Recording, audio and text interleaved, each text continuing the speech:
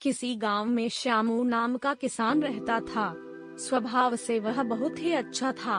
उसका एक खेत था जो बहुत छोट आकार था, जिस कारण उसके बड़े परिवार की गुजर बसर बहुत मुश्किल से ही हो पाती थी। श्यामू अपने खेत में बहुत मन लगाकर काम करता, लेकिन खेत छोटा होने के कारण काम कुछ ही घंटों में खत्म हो जाता था। उसके बाद वह खाली रहता था। काम के बाद का खाली समय श्यामू को बिताना भारी पड़ता था। इसलिए उसने एक दिन सोचा कि क्यों न इस खाली समय में गांव के ही सेठ जी के खेत पर मजदूरी कर लिया जाए। इससे खाली समय भी कट जाएगा और घर में पैसे की कमी भी कुछ दूर हो जाएगी। गांव के सेठ जी बड़े भले इंसान थे। श्यामू जब उनसे काम मांगने गया तो सेठ जी ने कहा, तुम्हें मेरे खेत पर मजदूरी करने की जरूरत नहीं है। आज से मैं पूरे खेत की जिम्मेदारी तुमको देता हूँ। जो भी फसल होगी आधा मुझे दे देना और आधा तुम ले जाना। सेठ जी के इस भले व्यवहार से श्यामू बहुत खुश हुआ और अगले ही दिन उनके खेत पर काम शुरू कर दिया। वह प्रतिदिन सुबह सबसे पहले अपने खेत का काम खत्म करता और फिर सेठ जी के खेत में काम करने चला जाता था। एक दिन दोपहर को जब श्यामू सेठ जी के खेत में हल चला रहा था, उसी वक्त उसका पैर किसी सख्त चीज से टकराया।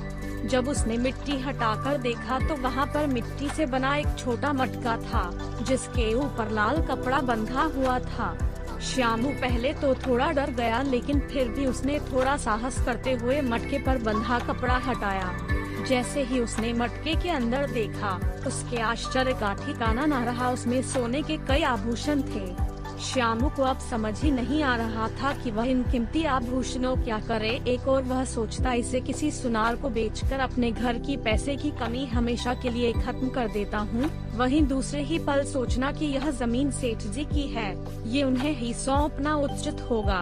काफी देर तक उलझन में पड़े रहने के बाद वह अंत में सेठ जी के घर ही गया। उसने सेठ जी को सारी कहानी बताकर मटका उन्हीं के सामने रख दिया। मिट्टी का वह मटका देखकर सेठ जी उसे पहचान गए और बोले, ये मेरी दादी के आभूषण हैं। मैं कई वर्षों से इसे खोजने की कोशिश कर रहा था। आकार मुझे पता नहीं था कि ये कहाँ गड़े हुए हैं। इन्हें अचानक खोजकर तुमने बहुत बड़ा उपकार किया है। तुम्हें इस काम के लिए कोई बड़ा इनाम तो मिलना ही चाहिए। सेठ जी, मुझे आपने अपने खेत पर काम दिया, यही बहुत है। अब मुझे कोई इनाम नहीं चाहिए।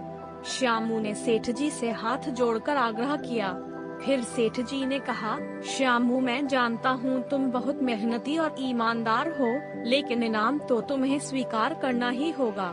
सेठ जी थोड़े देर रुके और फिर कहा, मेरे जिस खेत पर तुम काम कर रहे हो, आज से वह तुम्हारा है। तुम उसके मालिक हो। सेठ जी के मुँह से यह बात सुनकर श्यामू खुशी से झूम उठा।